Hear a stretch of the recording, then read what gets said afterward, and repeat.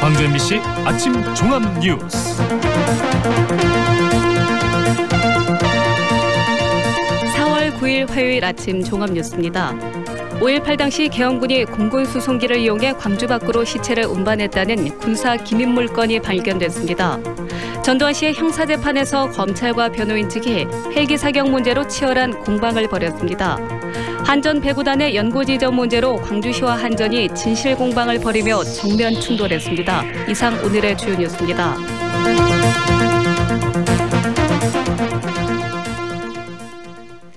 (5.18) 민주화운동이 있은 지 39년이지만 그 진상은 여전히 파악이 안 되고 있죠. 당시 행방불명된 76명의 경우 지금껏 단 한 구의 시신도 찾지 못했습니다.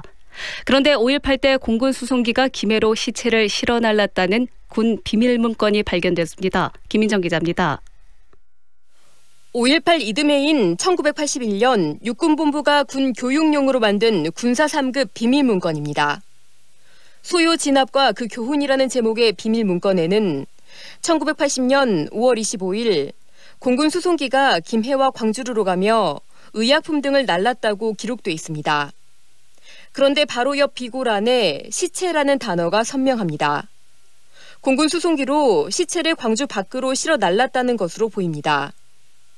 5.18 당시 숨진 군인 23명은 성남 비행장으로 옮겨졌음이 기록으로 확인됐고 군 사망자는 영현이라는 높임말로 표기하기 때문에 문건에 기록된 시체는 민간인 시신일 가능성이 큽니다. 민간인들의 시신들이 노영기 조선대학교 교수입니다. 맞는 것 같고 그 시신을 어떤 방식으로든 처리를 했을 가능성이 높은데 추가 조사가 돼야 될 것 같고 8개월 뒤 편찬된 같은 육군본부의 문건에는 문제의 김해 광주 운항 기록 자체가 아예 사라졌습니다. 또 당시 공군 자료를 살펴봐도 그날 광주와 김해를 오간 수송기 운항 기록은 있지만 뭘 날랐는지를 알 수 있는 운송 품목이 누락돼 의문을 키우고 있습니다. 공군 송선태 전 국방부 5.18 특조위 조사관입니다. 육군들이 모두 화물을 싣고 단순한 조정만 했고 그렇기 때문에 내용물이 뭔지는 모른다. 5.18 행방불명자는 76명. 1997년 이후 11번의 안매장 발굴이 진행됐지만 단 한 구의 시신도 찾지 못한 만큼 이번에 발견된 군 문서가 이들과 관련이 있을지 주목됩니다. MBC 뉴스 김민정입니다. 전두환 씨는 5.18 때 헬기 사격이 있었다는 고 조비오 신부를 거짓말쟁이로 표현해 명예훼손 혐의로 재판을 받고 있는데요. 지난달 재판과는 달리 어제 재판에는 전 씨는 출석하지 않고 변호인이 나왔는데 검찰이 제출한 5.18 헬기 사격과 관련한 증거 대부분을 인정하지 않았습니다. 우종훈 기자가 취재했습니다. 전두환 씨는 2017년 자신의 회고록에서 5.18 당시 헬기 사격이 있었다고 증언한 조비오 신부를 파렴치한 거짓말쟁이라고 비난했고 명예훼손으로 고소당했습니다. 지난달 열린 재판에 출석한 전 씨는 사과 없이 왜 이래 한마디만 남겼습니다. 하지만 어제 재판에는 모습을 보이지 않았습니다. 이번 재판은 검찰이 증거 목록을 제출하고 전 씨 측 변호인이 증거로 인정할지 여부를 밝히는 공판 준비 기일로서 지난번과 달리 전두환 씨는 재판에 출석하지 않았습니다. 핵심 쟁점은 헬기 사격 여부였습니다. 검찰은 사격 목격자와 사격 흔적이 남아있는 전일 빌딩 국가수 감식 결과 등 증거를 제시했습니다. 이에 대해 전 씨 변호인은 헬기 사격이 있었다면 조종사와 지휘관이 있을 텐데 관련 증거가 없다고 반박했습니다. 또 조 신부를 거짓말쟁이라고 한 것은 문학적 표현이라며 표현의 자유에 해당한다고 주장했습니다. 한편 형사재판에 이어 광주 고법에서는 전두환 회고록 손해배상 재판이 열려 항소심 재판도 본격적으로 시작됐습니다. 지난해 1심 재판부는 전두환 회고록이 5.18 역사를 왜곡했다며 서적의 출판을 금지하고 5.18 유족들에게 위자료를 지급하라는 판결을 내린 바 있습니다. MBC 뉴스 우종훈입니다. 광주 백운광장 일대에서 도시재생 뉴딜 사업이 본격적으로 추진됩니다. 광주 남구청은 백운광장 일대가 정부의 뉴딜 사업 대상으로 선정됨에 따라 국비 300억 원을 포함해 모두 879억 원을 들여 청년 특화 사업과 상권 활성화 프로젝트를 진행한다고 밝혔습니다. 이번 정부 공모에서는 순천역 일대와 구례 구도심, 여수 한려지구도 뉴딜 사업 대상지로 선정됐습니다. 한전 배구단 연고지 유치에 실패한 광주시가 한전을 집중 성토하고 있습니다. 기습적인 결정이다, 시민들의 열망을 무시했다, 이런 주장입니다. 한전은 사실이 아니라고 정면 반박했습니다. 보도에 정용 기자입니다. 한전 배구단이 수원과 연고지 재협약을 한 건 지난 5일입니다. 이러자 광주시는 수원과의 연고지 협약이 4월 말에 끝나는데도 한전이 짜여진 각본처럼 기습적으로 재협약을 체결했다며 깊은 유감을 표명했습니다. 150만 광주 시민의 간절한 열망과 지역 상생 발전을 외면했다는 겁니다. 결정을 하고 박향 광주시 문화관광체육실장입니다. 통보하는 방식은 굉장히 저희 시민들의 입장에서는 좀 안타까움이 많이 있는 것 같습니다. 반면 한전은 FA 협상 기관과 맞물려 연고지 결정을 더 이상 늦출 수 없어 경기력이나 선수단 의견 등을 종합적으로 고려해 수원 잔류를 결정했다고 밝혔습니다. 또 지난 3일 광주시장과 선수단과의 대화에서도 5일까지 연고지를 결정하겠다고 광주시에 전달했다며 일방적이 아니라고 반박했습니다. 구단 운영상의 일정 때문에 4월 5일까지는 결정을 할 거더라고 미리 사전에 충분히 설명을 드렸고, 그거에 대해서 저희는 결정을 한 것이지 기습적으로 했다거나 이런 건 절대 아닙니다. 이 같은 공방 속에 광주시가 한전 배구단 유치를 위해 최선을 다했느냐는 비판도 있습니다. 지난 3년 동안 이렇다 할 움직임이 없다가 연고지 협약이 마무리될 때서야 반짝 대응하지 않았냐는 겁니다. 그 어떤 소통도 없이 이제 계약 종료가 다가와서 지금부터 준비를 하면서 그 연고지 이전이 되지 않았다고 얘기하는 것은 좀 무리가 있어 보입니다. 상호 공방과 논란 속에 한 가지 분명해진 건 한전 배구단 유치를 통해 겨울 스포츠 불모지에서 벗어나려 했던 광주시의 계획이 또다시 3년 뒤로 미뤄지게 됐다는 점입니다. MBC 뉴스 정용욱입니다. 수영대회 입장권 구매가 잇따르고 있습니다. 광주시청에서 열린 입장권 구매 증서 전달식에 조선대와 광주대, 동구주민자치위원회 협의회 등이 3,500만 원 상당의 입장권을 구매했고 광주도시공사가 1,100만 원 상당의 입장권을 구매했습니다. 개별적인 입장권 구매는 조직위원회와 광주시청 전국 20개 KTX 역사에서 가능하며 4월까지 10%, 6월까지 5% 할인 혜택을 받을 수 있습니다.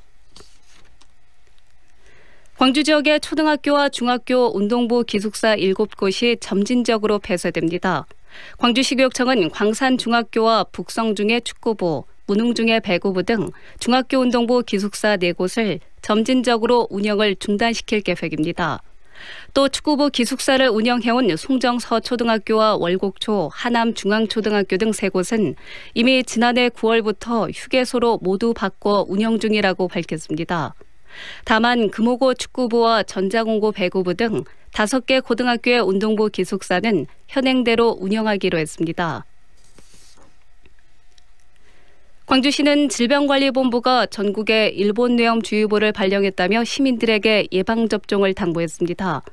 현재 국가 예방접종 지원 대상은 생후 12개월에서 만 12세 아동으로 표준 일정에 맞춰 예방접종을 완료해야 하며 보건소나 지정 의료기관에서 주소지에 관계없이 무료로 가능합니다. 광주시가 개청 이후 처음으로 산하 공공기관의 상반기 직원 채용을 위한 통합필기시험을 다음 달 11일에 실시합니다. 상반기 채용 인원은 광주도시공사 10명 등 13개 기관 41명이며 원서 접수는 19일에서 25일까지 광주시 공공기관 통합채용 홈페이지를 통해서만 가능합니다.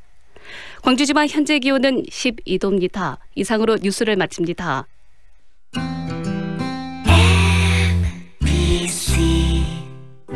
연기자 정동환입니다. 가끔 그 사람이 떠오를 때면 저도 모르게 하늘을 올려다봅니다. 누구나 그렇지요. 그리운 사람이 보고플 때면 을에 하늘을 올려다보게 되는 것. 사람이 곧 하늘이기 때문이죠. 사람을 하늘같이 섬깁니다. 스카이 장례식장. 모두가 꿈꾸던 수완의 완성. 명품 아파트 모아 엘가. 무등산 영산강 특급 조망. 지하철 2호선 예정. 신가 재개발 미래가치까지 누리는 더 큰 수완의 완성. 모아 엘가 더 수완. 4월 오픈 예정. 514-1300 해림건설. 지금 시각은 8시 10분입니다.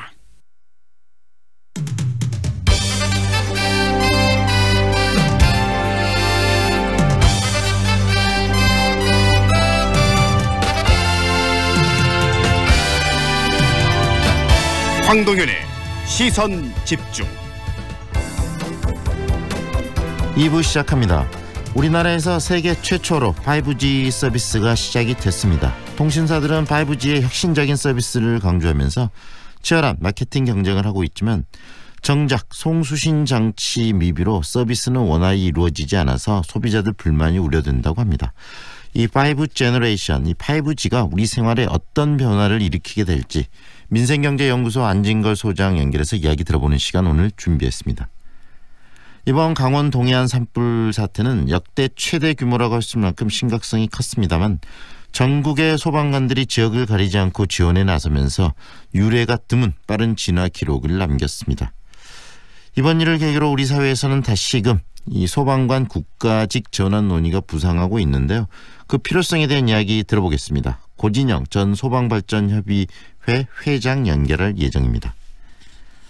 대표적 천일염 주산지 전남의 천일염이 위기라고 합니다. 값싼 수입산의 공세 가격이 좀 폭락한 데다가 염전 소유자들마저도 수익성을 낼 수 있는 태양광 사업으로 돌아서고 있는 현실이라고 하는데 태양광 사업의 확대, 이 정부의 탈원전 정책의 일환이라고는 하지만 삶의 터전과 생계를 잃어가는 천일염 생산자들에겐 또 위기가 아닐 수 없다는 지적도 있습니다. 영광 천일염 생산자 협의회 정성용 회장 연결해서 태양광 사업을 바라보는 천일염 생산자들의 입장 들어보겠습니다. 황동현의 시선집중 계속됩니다. 축제, 파티가 있는 그곳에 출장 뷔페 쿠바 하우스. 기업식 행사장, 맛있는 음식이 필요한 그곳에도 출장 뷔페 쿠바 하우스. 출장 뷔페 필요한 곳 전국 어디나 찾아가는 출장 뷔페 쿠바 하우스. 062-351-7711. 시작부터 다르다. 입지부터 다르다. 화순 광주 더블 생활권 화순 한국아델리움 더수 8년 전세형 명품 임대아파트에 단지 가까이 화순초 세대별 창고 무상 제공까지 살아보고 결정하세요. 4월 오픈 예정 1811-8182 한국건설. 좁은 국토를 효율적으로 활용하여 에너지 영토를 넓혀가는 기업이 있습니다. 탑솔라. 생명의 가치를 높이고 미래의 변화를 준비합니다. 하늘의 태양을 땅의 태양으로. 탑솔라. 피곤해. 오늘 술 약속 있어요? 이거 농부가 짠 엉겅 퀴즈 꼭 챙겨가세요. 농부가 짠 엉겅 퀴즈? 술 마시기 전에 미리미리 아셨죠? 역시 당신뿐이야. 음주 전후에 장수식품 농부가 짠 엉겅 퀴즈. 과립과 차도 있어요. 검색창에 장수식품. 2년은 금방. 이사 걱정 없이 내 집 마련을 원한다면, 호수공원과 테라스 거리, 생활을 생각한다면, 16개 공공기관 이전 예정까지 미래 가치를 기대한다면 사랑으로 선택하세요. 광주 전남 혁신도시 사랑으로 부영 061-337-8245 부영주택. 같은 웅천 다른 세상. 웅천의 절대적 위에서 만나는 최고급 테라스 하우스 골드클래스 테라스 힐. 이제 웅천을 내려다보며 사십시오. 행복 위에 지은 집 여수웅천 골드클래스 테라스 힐. 4월 오픈 061-802-1600 골드디온. 안녕하세요. 골프존 마켓입니다. 혹시 골프 치시나요? 와, 잘됐다. 1년에 딱 2번뿐인 골프존 마켓 할인원 세일이 시작됐거든요. 깜짝 놀랄 가격은 매장에서 직접 확인하세요. 3월 20일부터 4월 14일까지 골프존 마켓 광주 상무점에서 만나요.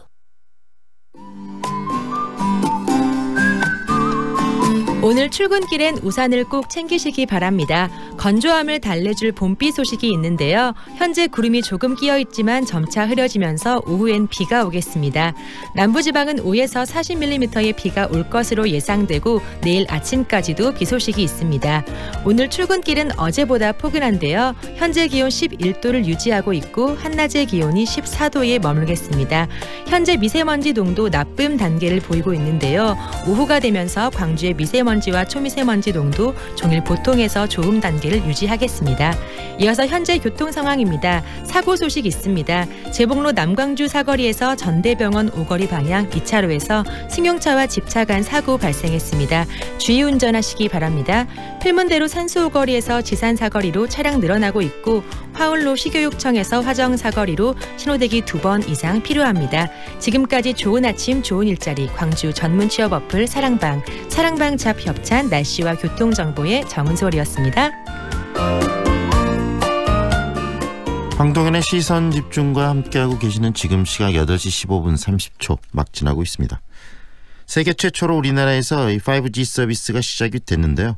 세계 최초의 의미와 또 초고속 등 다양한 이슈들이 동시에 떠오르고 있지만 가장 중요한 이 사용자의 5G 사용 여건은 좀 열악하다고 합니다. 5G란 무엇이고 또 우리 생활에 어떤 변화를 가져올지 들어보는 시간 준비했습니다. 민생경제연구소 안진걸 소장 연결합니다. 안녕하세요, 소장님. 네, 안녕하세요. 네, 이 5G 경쟁이 시작이 됐는데 또 미국하고 한국하고 이 최초를 가지고 굉장히 좀 치열했고요. 이렇게 5G가 전 세계적으로 각축전이 되는 이유는 어디에 있는지 먼저 들려주시겠습니까? 예, 5G 말 그대로 5세대 이제 이동통신이라는 건데요. 네. 결국은 그동안 우리가 쓰고 있는 4세대 LTE보다 훨씬 빠르고 훨씬 많은 데이터를 처리한다는 것이거든요. 네. 이게 4차 산업혁명의 주도권 누가 잡느냐는 문제와 관련이 있습니다. 네. 우리 청취자들께서도 인공지능, 클라우드, 사물인터넷, VR, AR 이런 얘기 많이 들어보셨을 거예요. 이제 VR은 가상현실이고 AR은 증강현실인데 네. 이것들이 4차 산업혁명에서 핵심 기술로 이야기가 되고 있는 건데 이 기반이 되는 서비스가 5G 서비스거든요. 네. 그러니까 결국은 일단은 IT 강국으로서의 자존심 문제가 하나 있는 것이고 누가 5G를 주도하고 세계 최초로 상용했느냐가. 네. 근데 단순히 그 자존심만 넘어서는 게 아니라 어제 문재인 대통령께서도 행사장에서 경제 고속도로가 확 뚫렸다 이런 표현을 썼어요. 네. 그것은 결국 4차 산업혁명의 핵심 기술들을 제일 먼저 구현함으로써 인공지능, 클라우드, 사물인터넷, VR, AR 등과 관련된 많은 산업에 활로를 뚫는 개척을 하는 그런 역할을 하기 때문에 5G 서비스를 누가 제일 먼저 구현하느냐, 상용하느냐에 대해서 세계적인 관심이 있는 것이고 미국의 버라이즌이 미국의 가장 큰 이동통신 회사인데요. 네. 4월 4일이나 5일 날 상용화한다라는 이제 분석이 나오면서 대한민국에서 4월 3일 밤 11시에 최초로 개통을 하는 그게 좀 무리했다라는 지적도 있지만 어쨌든 우리나라가 최초로 5G 서비스를 구현했다는 면에서는 의미가 있다 이렇게 보시는 거네요. 의미가 있고 어쨌든 이동통신 서비스의 발전에 대해서는 박수를 보내줘야 된다고 생각합니다. 방금 경제고속도로라는 표현을 문재인 대통령이 직접 썼다라는 이야기를 해주셨는데 결국은 이 속도전에서 먼저 선점한다라는 거 아니겠습니까? 기술과 경제 시스템들을 누가 선점하는가의 치열한 각축전이 바로 이 5G 시장이라는 이야기네요. 예, 그렇습니다. 그렇다면요, 구체적으로 5G 제너레이션은 5세대 통신을 통해서 어떻게 우리 사회가 변화되는 것인지, 속도가 얼마나 빨라지는 것인지도 좀 소개해 주시죠. 예, 그러니까 아주 쉽게 표현하면 지금 4세대 이동통신 LTE 쓰시고 계신 분들이 대부분이잖아요. 네네. 한 20배에서 100배가 빨라진다는 겁니다. 지금보다 데이터 처리 속도라든지 용량이요. 그러니까 가장 쉬운 예로 자율주행차를 예를 들어볼게요. 자율주행차. 지금 LTE급 속도에서는 앞에 자율주행이라는 게 결국 앞에 장애물을 인식을 하고 그것이 다시 제가 타고 있는 차량으로 신호가 와가지고 차량이 멈추는 거잖아요. 네. 그 시스템이 지금 앞에 있는 장애물을 인식하고 멈추는데 한 10초 정도 걸린다면요. 앞으로는 1, 2초 만에 멈추게 되는 거예요. 예를 들면 그 속도가 훨씬 빠르기 때문에 인식하고 피드백되는 속도 그러니까 훨씬 차량이 안전해지는 거죠. 네. 그러니까 이제 그다음에 영화를 예를 들면 LTE에서 2GB 영화를 우리가 다운받는데 한 1분, 2, 3분이 걸렸다. 네네네. 근데 LTE 우리 지금 이제 앞으로 구현되는 5G 서비스에서는 10초도 안 걸리는 거야. 네. 그러니까 이런 식으로 엄청 빠르다. 네. 최소한 20배에서 100배까지도 속도가 더 빨라지기 때문에 UHD나 이런 고화질 화상들을 전송받는 것도 굉장히 쉬워진다는 이야기네요. 맞습니다. 그리고 이제 그다음에 제가 AR이나 VR, 가상현실이나 증강현실 이걸 사용하는 분도 있고 별로 관심 없는 분도 있을 텐데 보통 이제 영화에도 나오고 막 그런데 가상현실, 증강현실, 홀로그램 이것들이 초고해상도 실감형 콘텐츠잖아요. 우리가 이제 직접 오프라인에서 벌어진 일이 아니라 네. 온라인 공간에서 실감형, 실제로 느끼는, 네네. 실제처럼 느끼게 되는 콘텐츠들인데 이것들 같은 경우도 예를 들면 엄청난 빠른 속도에서는 진짜처럼 느껴지는데 네. 현실보다 훨씬 느리면 어떻게 되겠습니까? 아이고 이거 가짜네 이렇게 느끼게 돼버리잖아요. 네. 그러니까 이제 그런 부분들이 완전히 다른 세계로 가고 있다는 것인데 다만 네. 아니 나는 지금도 LTE 빠르고 좋은데 뭘 또 뭐하러 옮기냐 네네. 이런 의견도 있을 수 있고요. 네. 그다음에 두 번째 나는 오히려 안 가고 싶은데 어쩔 수 없이 가는 사람도 있습니다. 사업자들의 네. 경우가 그렇습니다. 네. 예를 들면 호출형 택시 서비스 같은 경우나 대리 서비스 같은 데 있잖아요. 요즘 플랫폼 노동이라고 해가지고 앱에 이렇게 올라오면 본인이 얼른 저여줘 해가지고 그 배달하거나 대리하는 분들 있잖아요. 네. 5G 서비스 애플에서는 이분들이 주문이 훨씬 먼저 뜨는 겁니다. 네. LTE보다.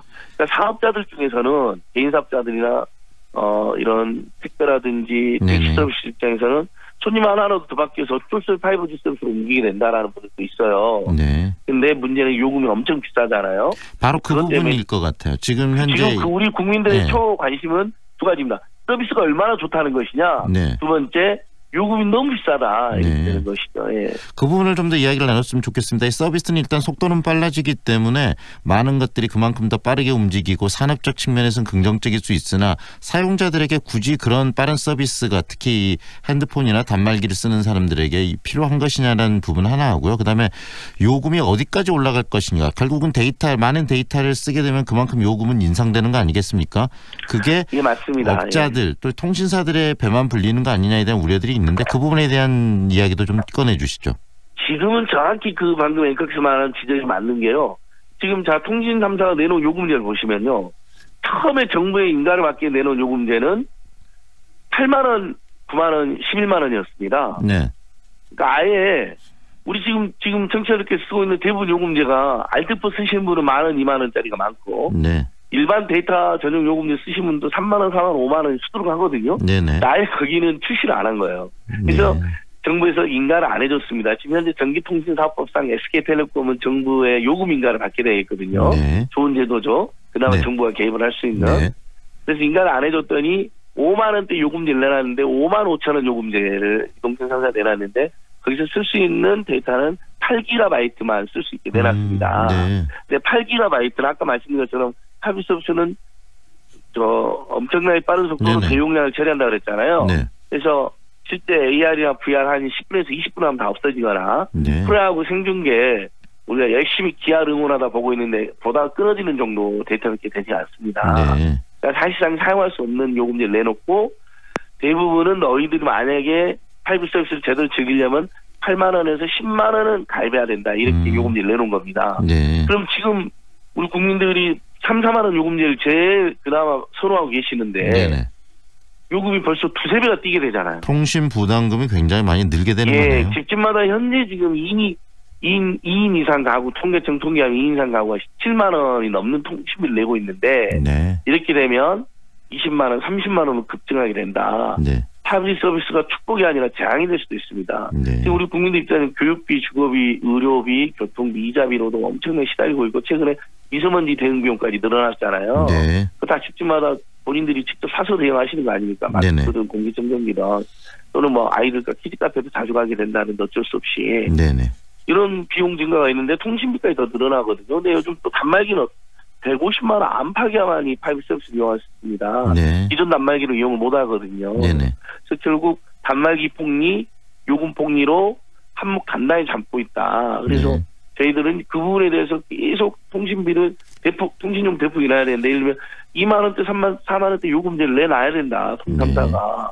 그래야 5G 서비스를 서민들도 이용할 수 있지 않겠습니까? 그런 현실적인 이야기를 하고 있는 거고 그만큼 이 대기업과 통신사들의 이윤을 좀 줄여가더라도 국민들이 좀 넓게 활용하고 그것이 또 산업과 연계됐을 때 더 시너지도 발휘할 수 있는 거 아니겠습니까? 맞습니다. 많은 분들이 이용을 해야지 진짜 5G 서비스 상용하죠. 소수의 부자들만 이용할 수 있다면 그 문제가 있는 거죠. 상용화도 아니고 그렇게 해가지고는 관련 산업의 발전도 더딥니다. 왜냐하면 많은 사람들이 5G 서비스를 했을 때 예를 들면 AR에서 아까 말씀드린 AR 회사나 VR 회사나 자율주행 회사나 인공지능 회사들이 결국은 더 많이 또 그분들의 콘텐츠 우리가 이용할 수 있게 되는 것이거든요. 그러니까 산업 발전을 위해서도 인프라가 저렴해야 됩니다. 그리고 그래서 전기통신사업법에도 보면 네. 통신요금은 공평하고 저렴하게 책정해라고 되어 있습니다. 네. 이건 제 소비자 입장으로 저의 주장일 뿐만 아니라 네. 실제로 5G 서비스와 관련되어 있는 많은 IT 관련 사업자들 있잖아요. 이분들도 다 한결같이 네. 이동통신 3사가 지금 한몫 잡으려고 너무 비싼 요금을 요구하고 있다. 사업자들에게도 네. 그런 지적을 하고 있습니다. 정리를 좀 하면은 결국은 5G 시스템으로 흘러가는 부분들은 산업 발전을 위해서 긍정적인 측면이 있지만 통신 3사의 이익만을 위한 그런 산업 발전이 돼서는 안 되고 이 통신비 요금 인하를 통해서 전 국민이 누릴 수 있고 즐겁게 이것을 활용할 수 있는 그런 5G 이 시스템이 돼야 된다는 이야기시네요.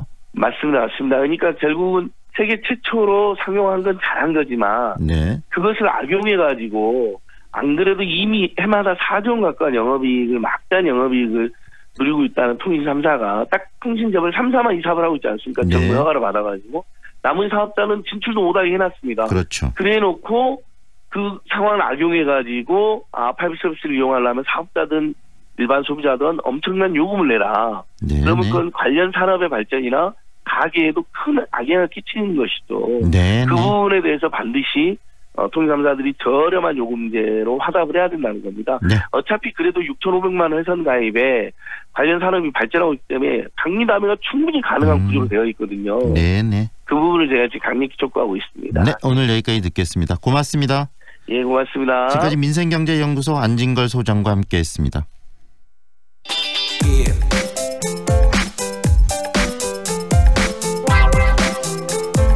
이번 강원 동해안 산불 사태가 최소한의 사상자만을 남긴 것은 체계적이고 또 신속하게 이루어진 진화 덕분이었습니다. 산불 진화에 전국 소방관들이 지역을 가리지 않고 나선 모습은 큰 감동과 또 든든함까지 자아냈는데요. 이번 일을 계기로 소방관들의 국가직 전환 논의가 다시금 힘을 얻고 있고 꼭 필요하다라는 주장들이 계속 나오고 있습니다. 소방공무원 국가직 전환이 필요한 이유 들어보겠습니다. 고진영 전 소방발전협의회 회장 연결합니다. 안녕하세요. 안녕하세요. 네, 우리 전 회장님께서도 지금 소방관으로 재직하고 계시죠, 현재? 예. 네, 이번에 강원 정도 근무하고 있습니다. 네, 이번 강원 동해안 산불 피해 직접 소방관들께서 현장을 누비면서 이 진화하는 모습들 직접 보시고 또 참여하시면서 어떤 생각이 드셨습니까? 그냥 총체적으로 강원 산불에 대해서 소감을 얘기를 하자면 네. 걱정, 다행, 감사, 동참이라고 말하고 싶은데요. 네. 처음에 그 산불을 봤을 때는 굉장히 걱정을 많이 했죠. 또 산불을 제가 많이 봐왔지만 시가로 이렇게까지 번져가지고 이렇게 크게 확산된 산불은 굉장히 드문 산불이었습니다. 네. 그래서 과연 저걸 신속하게 진압할 수 있을까 굉장히 걱정이 많았는데 네. 다양스럽게 소방관들이나 그 협조가 잘 이루어져 신속하게 대응해서 그 산불의 규모에 비해서는 빨리 진화가 돼서 참 다행스럽다 그런 생각을 했고요. 그 이후에 또 소방관들이 그렇게 힘쓰고 애쓴 거에 대해서 국민들 모두가 고맙다 그렇게 성원을 보내줘서 감사하다는 마음도 들었습니다. 네. 마지막으로는 이제 이재민이 피해자들이 너무 많이 이제 나왔으니까 거기에 대한 복구가 굉장히 하는데 우리 국민 모두가 또 동참해야 되지 않을까 그런 생각을 해봤습니다. 네, 신속한 진화의 핵심에는 바로 이 전국에서 모여든 소방관분들의 어떤 노력이 있으셨는데요. 그런데 이 소방관분들께서 끊임없이 주장해 오신 부분이 있지 않겠습니까? 이 현재 지방직 공무원인데 이걸 국가직으로 지금 일원화시켜달라는 주장을 하고 계시잖아요. 예. 왜 이렇게 중앙직으로 일원화를 요구하고 계시는지 들려주시죠. 소방관들의 그 지역마다 소방에는 이제 소방역이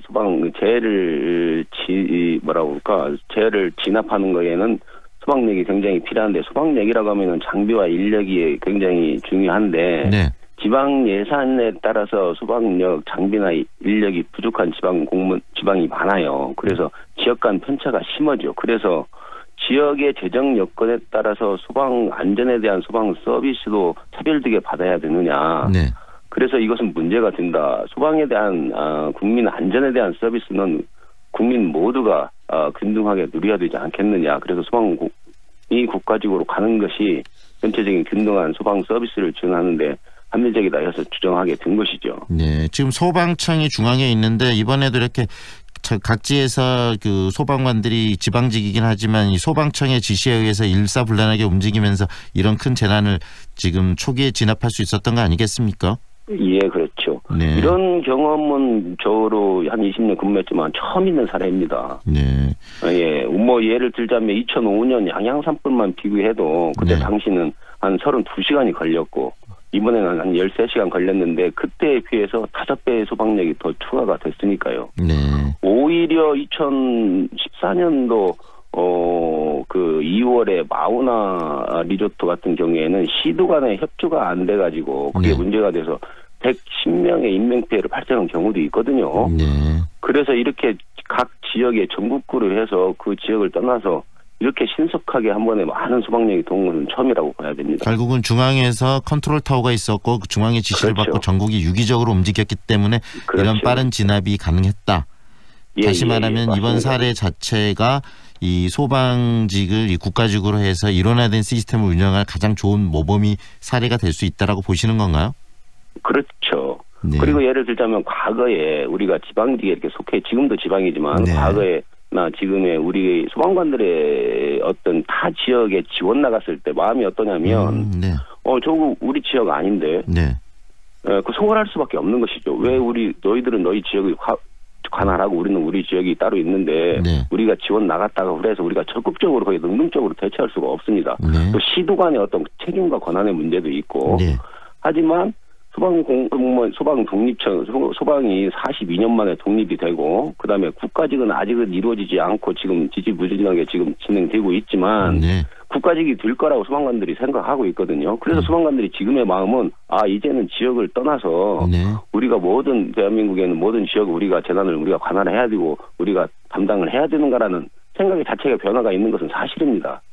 그래서 이와 같은 그 소방 국가직은 단순히 장비나 인력이나 뭐 어떤 그런 통일된 지휘 체계를 떠나서 소방관 개개인의 어떤 마음의 상태도 변화가 있다고 볼 수가 있습니다. 네. 그리고 이번 사태를 통해서 정말 이 일사불란한 시스템에 대한 이야기들이 뭐 국민들 사이에서 계속 나오고 있는데 정리를 한번 해보시죠. 이 소방 공무원들이 국가직으로 전환돼야 되고 그다음에 일사불란하게 하나의 그 시스템 속에서 움직여야 될 이유 그리고 그것이 우리 사회에 어떤 긍정적인 영향을 줄 수 있을 것인가 다시 한번 정리해서 한번 이야기를 해주시죠. 예.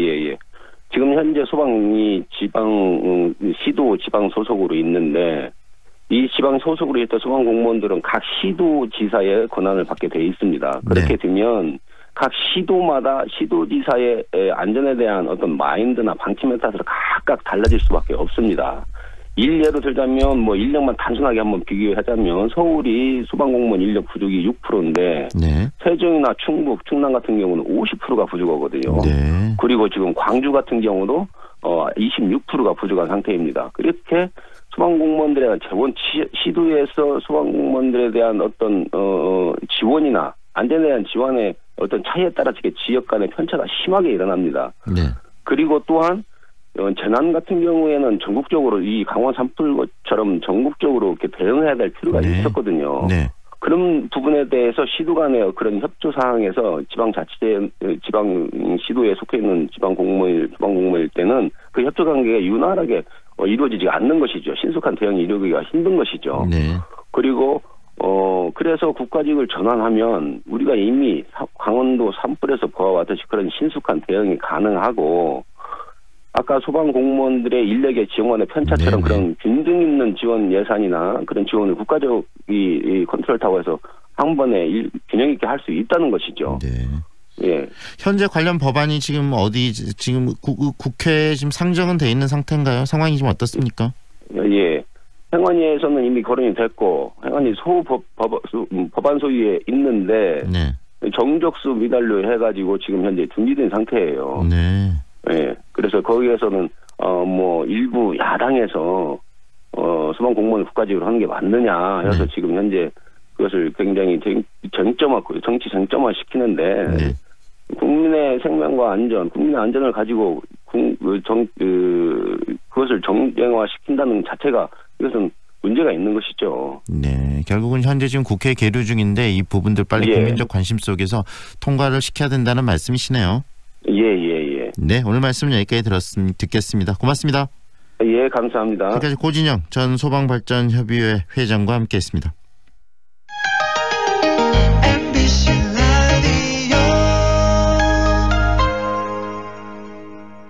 뭐해? 괜찮은 직업학교 찾고 있어. 아직 호남 직업 전문학교를 몰라? 99년부터 13년 연속 우수훈련기관. 우리 쪽 공동훈련기관으로 재직자 향상 교육도 한대. 오, 역시 정보통인데. 하나 더. 지금 호남에선 국비교육생을 모집 중이래.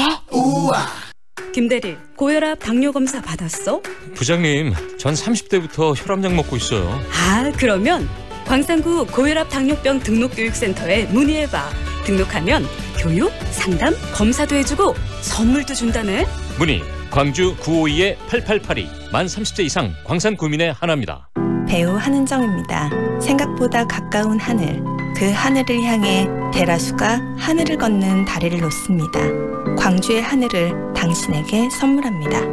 하늘을 이어주는 아파트, 봉선주월 대라수 어썸브릿지 광주 383-7774 대라종합건설.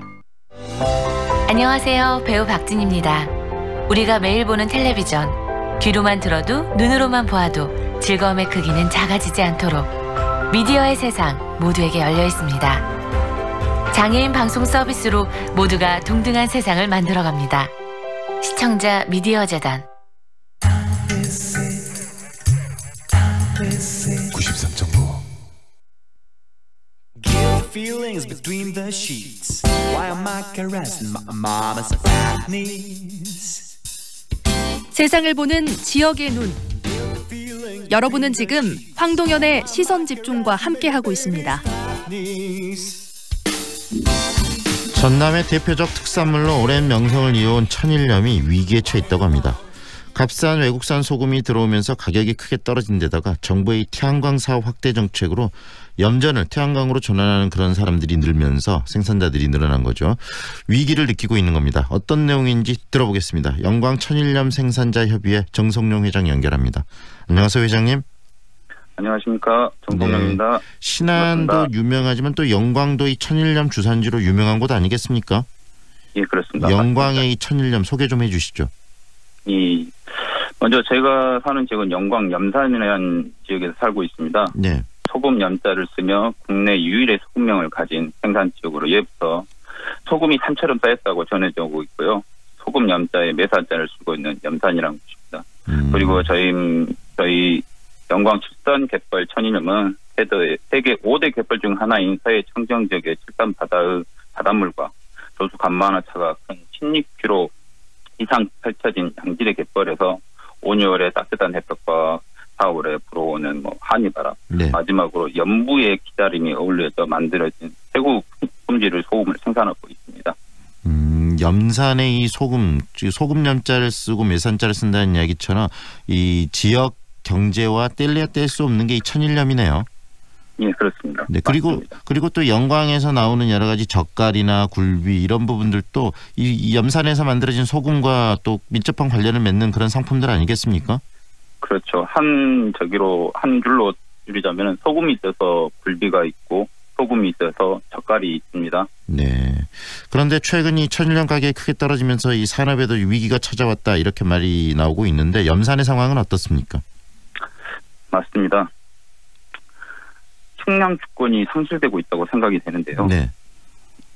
소금은 필수적인 물과 소금은 모든 생물에 살아가는데 가장 기본이 되는 필수적인 것인데 네. 그런데도 불구하고 정치적인 논리나 가진 분들의 경제적인 논리에 의해서 무분별하게 외국 천일염을 수입해서 그걸 모든 분야의 공업과 화학 분야라든지 이런 분야에 사용하는 것은 우리도 절대 반대하지 않습니다. 그러나 이게 이미 우리 식탁위까지 점령했다는 겁니다.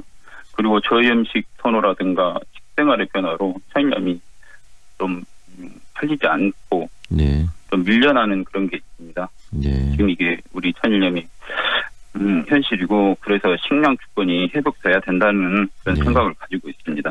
한국의 음식들은 정말 이 천일염 소금과 또 뗄래야 뗄 수 없는데 식생활 어떤 그 삶의 어떤 그 변화나 이런 부분이 또 천일염의 이런 소비를 줄이고 있는 상황이 되고 있는 거네요. 그리고 또 외부에서 들어오는 여러 가지 뭐 중국산이랄지 외부의 소금들도 또 이 천일염 시장을 더 축소시키는 그런 원인이 되고 있다는 말씀이시네요. 예, 맞습니다. 네.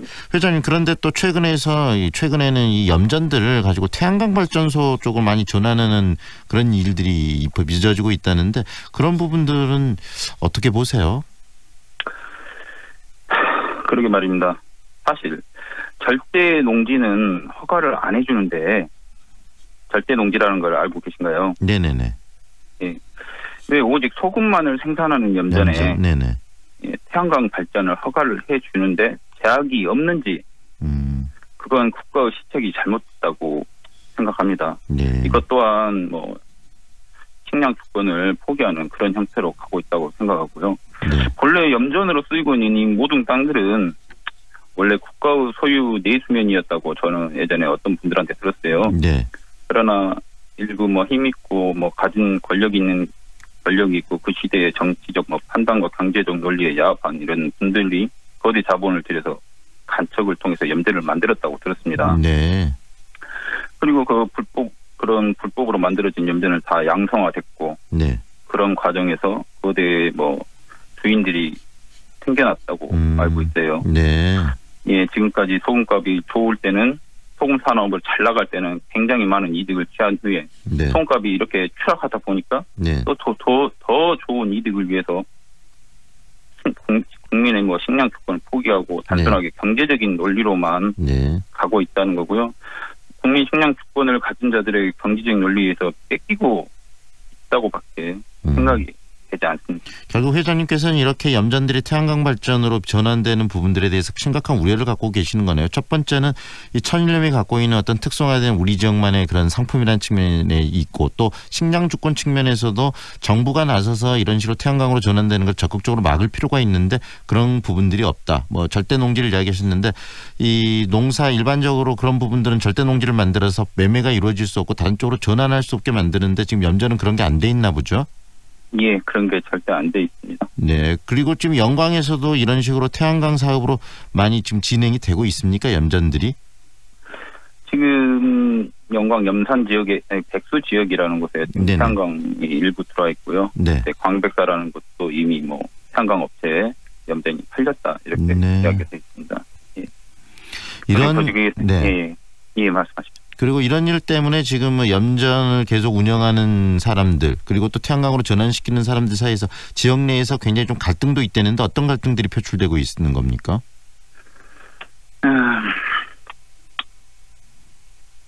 지금 이제 저희 지역 같은 경우는 직접 소금을 생산하는 분들은 5%이고 염주가 염전 주인이 소금을 생산하는 분들은 5%이고 90% 이상이 염전을 임대해서 소금을 생산하고 있습니다. 네.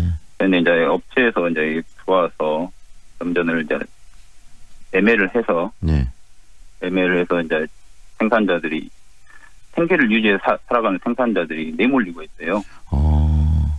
예, 이제 사실 그렇지 않습니까? 뭐 잠깐의 보상을 해주고 앞으로 10년, 20년의 생활을 어디 가서 하란 말인가. 생계 유지를 해야 되는데요.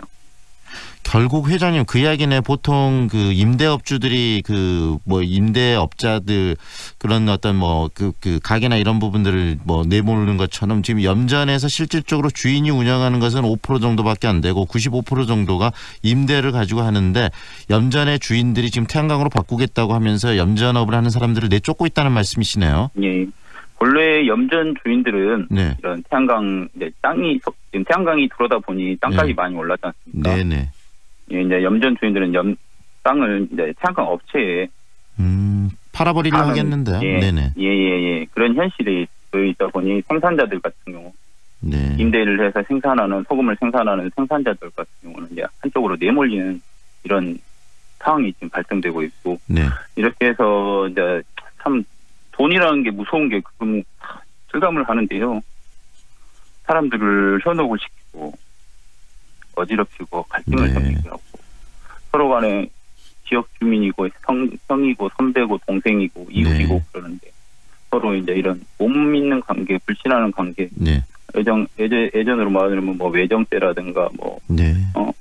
그런 때가 그런 말로 듣는 그런 무서운 그런 총하고 칼만 안 들어지 그런 무서운 느낌이 그런 결국은 영세하게 염전을 통해서 생계를 유지하고 있는 분들이 지금 태양광으로 전환시키겠다는 염전 주인들의 어떤 이해에 맞아서 지금 이 삶의 터전을 잃고 쫓겨나고 있는 현실을 이야기를 해 주셨는데요. 그런 부분들이라면 결국은 군에서도 좀 적극적으로 개입을 해서 이런 문제를 좀 조정할 필요도 있을 것 같은데 행정당국은 이 부분에 대해서 어떤 입장인가요? 영광 군에서 같은 경우는 지금 태양광을 반대하고 있습니다. 네. 태양광을 반대하고 있고요. 한 예로 태양광 업체에서 염전을 몇 군데를 사서 평탄 작업을 그러니까 시설을 허가를 내기 위해서 평탄 작업을 다 해버렸어요. 네. 근데 영광군에서는 염전의 유구한 역사와 가치를 따졌을 때 네.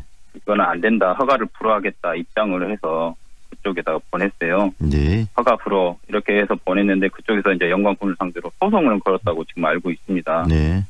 그래서 이제 영광군 같은 경우는 사실 법상으로 소송을 이렇게 하면 질 수밖에 없다. 네. 질 수밖에 없으니 염전을 유지시키기 위해서는 어떻게 할까 네, 이런 식으로 고민이다. 나오다가 네. 예, 고민이다 이렇게 해서 지금 이런 상황으로 가고 있습니다. 회장님 지금 이야기를 들어보니까 상당히 지금 이 태양광 사업이 활성화되고 그러면서 지역에서 염전을 비롯해서 많은 사업들이 또 거기 지속적으로 해왔던 그런 어떤 생업들을 잃어가고 있다는 안타까운 이야기를 해주셨는데 무엇을 원하시는지 지금 이 문제를 어떻게 해결하는 게 좋다고 생각하시는지 한 말씀 정리해 주시죠. 이거는 사실 국가가 지금 제가 이제 이 현 정부 문재인 정부에서 사람이 먼저라고 했는데 네. 사람은 다 어디로 보내고 돈 많은 사람들의 돈벌이 수단에 위해서 네. 우리 식량 축전까지 갈치에 가는지 모르겠습니다. 네. 얼마만큼의 돈을 더 벌고 싶어서 지금까지 이 사업을 추진하는 이 사람들은 우리가 알고 있기로는 최근에 뭐 사업체를 팔아서 큰 이득을 얻었다고 뭐 부자라고 네. 알고 있는데 얼마나 더 많은 돈을 벌기 위해서 네. 얼마나 돈을 벌어야지 만족하려는지 모르겠고 자기 땅에 있는 것만 하지 왜 다른 사람들까지 부추기는지 다른 사람들의 땅까지 매집을 해가지고 화를 부르게 하려는 건지 정말 모르겠고요. 네. 염전 때문에 부자가 됐고 염전 때문에 잘 먹고 사는 사람들이 왜 지금 염전을 이용해서 새로운 돈벌이를 해서 지금 현재 하고 있는 염전 생산을 하고 있는 네네. 이 염전을 망치는지 그런 걸로 네. 망치는지 그리고 왜 우리가 일반적으로 매스컴이나 이렇게 보면은 사실 이런 태양광이다 이런 거 들을 때는 폐염전에다가 한다고 이렇게 네, 네. 나와요. 네. 그런데 그 폐염전이라는 게 우리가 생각하는 폐염전이라는 건 오래 전부터 폐염전이 돼서 사용하지 못하는 염전 네. 이런 생각을 보통 갖고 계신다고요. 네네. 근데 지금 그런 게 아니라 현실적으로 생계를 유지해 살아가는 곳에서 네. 그것을 폐염전을 시켜가지고 네. 바로 태양광을 들어가게 만들고 어제까지도 소금을 생산하는 곳을 폐염전을 만들어서 인위적으로 만들어서 태양광 사업을 한다는 이야기시네요. 예. 네. 그 부분들 저희들이 좀 더 관심을 갖도록 하겠습니다. 오늘은 여기까지 들을게요. 고맙습니다. 예, 감사합니다. 지금까지 영광 천일염 생산자협의회 정성용 회장과 함께했습니다.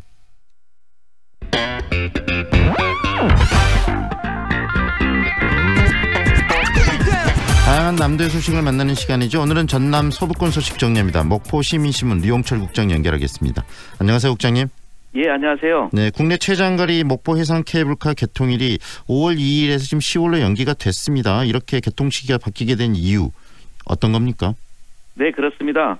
목포 관광객 유치로 관광산업 획기적 전기가 될 목포 해상 케이블카 개통이 개통 한 달을 앞둔 시점에서 갑작스럽게 5개월 후인 10월로 연기됐습니다.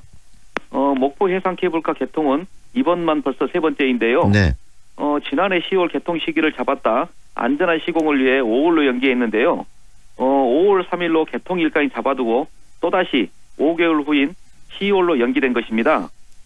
개통을 앞두고 케이블 안전에 심각한 영향을 미칠 수 있는 하자가 발생해서 개통 시기를 5개월 늦춘다고 목포 해상 케이블카 회사는 밝히고 있습니다. 네. 목포 해상 케이블카는 1987년부터 논의가 됐는데요. 네. 관광 기반 시설이 부재하고 환경단체 반발 등으로 그 논의될 때마다 무산이 됐었습니다. 네네. 그래서 30년 만에 2017년 9월 17일에 착공해서 관광객 유치를 통해서 목포 관광산업의 발전을 할 것이라며 기대를 모으며 출발을 했었는데요. 유달산과 고하도를 잇는 운항거리는 3.23km입니다. 해상 0.82km, 육상 2.41km, 국내 최장이며 이용시간도 왕복 40분에 이릅니다. 네, 결국은 늦추게 되는 그 이유에 대해서 목포 해상 케이블카 회사에서 지금 이 기자회견도 열었다고 하는데 입장을 네네. 밝혔죠. 어떤 입장을 밝혔습니까? 네, 목포 해상 케이블카가 지난 8일 목포시의회 소회의실에서 기자회견을 열고 개통 연기에 대한 입장을 발표했습니다. 결함이 발생한 케이블 로프를 다시 제작해 설치하기까지 5개월이 소요돼 다음 달 개통을 5개월 후인 10월로 연기키로 했다는 것입니다. 네, 결국은 결함이 문제였네요. 네네, 그렇습니다. 네. 케이블카 기계 제작 및 설치 회사인 프랑스 포마사 전문 기술자가요. 네. 지난 2일 입국에서 로프 상태를 점검했는데요. 점검 결과 로프 풀림 현상이 발견된 것입니다. 네. 목포 케이블카 시공사인 세천연건설은 프랑스 포마사와 충분한 논의를 거쳐서 로프 풀림 현상이 안전성에 지대한 영향을 미칠 수 있다고 결론을 내렸습니다. 네. 그리고 로프를 전면 교체키로 결정했는데요. 이로 인해서 현재 그 6.46km에 설치된 로프를 모두 철거하고 다시 시공해야 됩니다. 네. 그래서 스위스에서 로프를 다시 제작해 국내로 들어와 설치한 후 시운전하는 과정이 5개월 가까이 소요된다는 것이죠. 네. 그래서 현재 와이어 로프의 제작 주문을 한 상태라고 말을 하는데요. 제작 기간이 3개월, 설치가 1개월, 시운전이 1개월, 총 5개월이 필요합니다. 네. 업체는 15억에서 20억 원의 추가 비용이 발생한다고도 밝혔습니다. 로프 풀림 현상에 대한 그 책임 소재를 따지기 위한 법정 소송에 돌입도 해야 되는데요. 네. 그렇게 된다면 적어도 한 1, 2년 시간이 소요된다는 것입니다. 그래서 그 목포 케이블카 회사는 빠른 개통을 위해서 일단 시공사 측에 비용을 부담한 후 추후 프랑스 포마사와 책임 소재를 가린다는 입장도 밝혔습니다. 네, 시공사인이 세천연건설 이런 이 해상 케이블카나 케이블카에 대해서 전문성이 있는 그런 회사입니까? 그 세천연의 어제 그 기자회견에서요. 네. 일단 그 세천연건설은 국내에서 한 곳 지금 그 설치를 하고 있는 것으로 알고 있고요. 네. 그리고 케이블 제작이라든가 그 케이블의 모든 그 기술적인 것은 프랑스 포마사에 맡겨서 추진하고 있는 회사입니다. 네, 유달산의 건설 중에 있는 해상 케이블카에 대한 또 안전성의 문제가 제기된 것이 지난해 지방선거 기간 중 아니었습니까? 네, 그렇습니다. 지난해 목포시장 선거에서요. 민주당 김종신 목포시장 후보와 민주평화당 박홍률 목포시장 후보를 정치적 공격의 빌미로 목포 해상 케이블카 안전성을 집중 제기했었습니다. 네.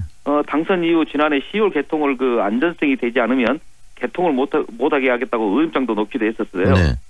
개통이 연기된 그 목포 해상 케이블카가 또다시 안정성 때문에 개통 시기가 연장되면서 목포 관광산업을 위한 산업이 중도에 멈추는 거 아니냐는 우려의 목소리도 일고 있습니다. 네네.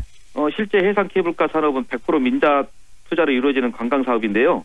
민간 산업을 그 선거에 악용했다는 비판도 있었지만 어찌됐든 안전 때문에 또다시 개통을 연기되면서 목포 시민들은 불안한 모습을 갖추지 않고 있습니다. 안전한 시공을 통해 목포 해상 케이블카, 목포의 대표적 관광 시설물이 되기를 목포 시민들은 그 염원하고 있는 것입니다. 네, 오늘 말씀은 여기까지 듣겠습니다. 고맙습니다, 국장님. 네, 감사합니다. 지금까지 목포 시민신문 류영철 국장과 함께했습니다.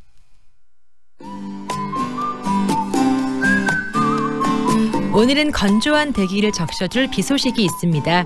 차차 흐려지면서 오후부터 비가 오겠는데요. 5mm에서 많게는 40mm까지 내릴 전망이니까요. 출근길 우산 꼭 챙기시길 바랍니다. 현재 미세먼지 농도가 나쁨 수준, 초미세먼지 농도 보통 수준을 보이고 있지만 대기 상태가 점차 호전되면서 종일 미세먼지 농도 보통 단계를 유지하겠습니다. 오늘은 평소보다 바람이 강하게 불겠고 한낮의 기온은 14도에 머물겠습니다. 현재 광주의 기온 12도, 습도는 50%입니다. 이어서 현재 교통 상황입니다. 대남대로 월산마을 입구 사거리에서 신우 아파트 방향 차로 막고 공사 중입니다. 참고하시기 바랍니다. 제2순환도로 매월 교차로에서 서창 교차로로 정체되고 있고 서암대로 신안교에서 동운 고가도로 방향으로 차량 많습니다. 필문대로 조선대 입구 사거리에서 남광주 사거리로 신호대기 2번 필요한 점 참고하시기 바랍니다. 지금까지 좋은 아침 좋은 일자리 광주 전문 취업 어플 사랑방 잡 협찬 날씨와 교통정보의 정은솔이었습니다. 배우 한은정입니다. 생각보다 가까운 하늘, 그 하늘을 향해 대라수가 하늘을 걷는 다리를 놓습니다. 광주의 하늘을 당신에게 선물합니다. 하늘을 이어주는 아파트, 봉선주월 대라수 어썸브릿지 광주 383-7774 대라종합건설. 2019 더 레저쇼와 더 골프쇼가 4월 18일부터 21일까지 광주 김대중 컨벤션센터에서 동시 개최됩니다. 골프, 캠핑, 등산, 튜닝 바이크 등 레저와 골프에 관한 모든 것을 한자리에서 만날 수 있습니다. 다채로운 이벤트와 경품이 마련된 이번 박람회에 많은 관람 바랍니다. 문의 02356-4309. 프리미엄 SUV의 모든 기준 집 그랜드 체로키. 오직 4월 한 달간 최저 5,130만 원의 파격적인 가격으로 프리미엄 SUV를 누릴 절호의 기회. 집 그랜드 체로키. 지금 지프 전시장으로 문의하세요. 안녕하세요. 골프존 마켓입니다. 혹시 골프 치시나요? 와, 잘됐다. 1년에 딱 2번뿐인 골프존 마켓 할인원 세일이 시작됐거든요. 깜짝 놀랄 가격은 매장에서 직접 확인하세요. 3월 20일부터 4월 14일까지 골프존 마켓 광주 상무점에서 만나요. 좁은 국토를 효율적으로 활용하여 에너지 영토를 넓혀가는 기업이 있습니다. 탑솔라. 생명의 가치를 높이고 미래의 변화를 준비합니다. 하늘의 태양을 땅의 태양으로. 탑솔라. 4월 9일 화요일 황동인의 시선집중은 여기까지입니다. 오늘도 함께해 주셔서 고맙습니다.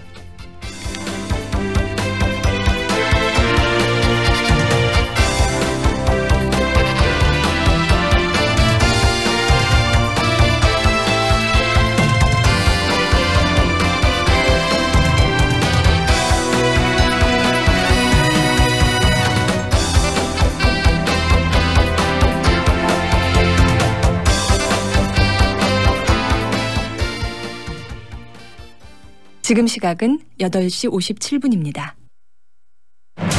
KTX 송정역과 상무대로의 쾌속생활.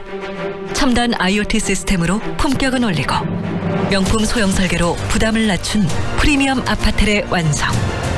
송정 한국 아델리움 더시티 062-710-9700 한국건설. 우리가 태어나고 자란 우리 고장 광주. 우리가 자란 만큼 광주도 더 성장하길 바라는 마음을 이 한 장의 카드에 담았습니다. 광주 상생카드. 사용자 혜택은 더 많이.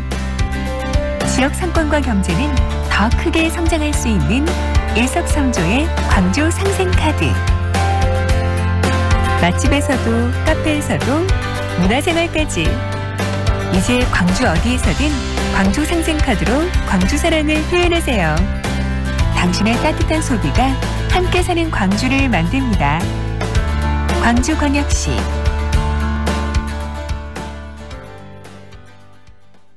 안녕하세요. 대한민국 국가대표 바텐더 최주원이라고 합니다.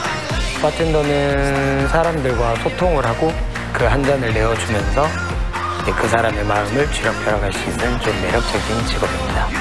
처음에는 손님으로 갔다가 우연찮게 시작한 직업이고요. 올해 딱 29, 10년 차입니다.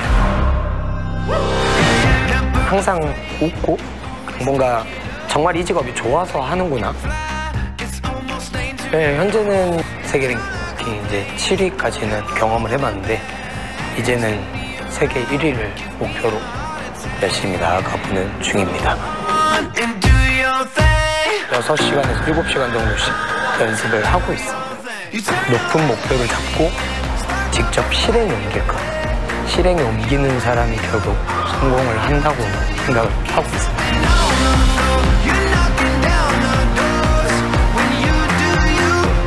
청년들의 우주 정보를 위하여 건배.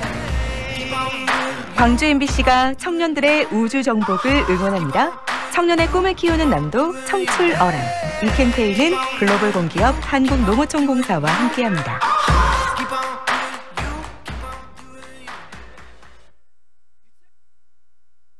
AM 819kHz, 표준 FM 93.9MHz, 광주 MBC 라디오입니다. HLCN. 친구처럼 다정한 연인처럼 MBC 문화방송. 여러분의 다정한 친구 광주문화방송이 9시를 알려드립니다.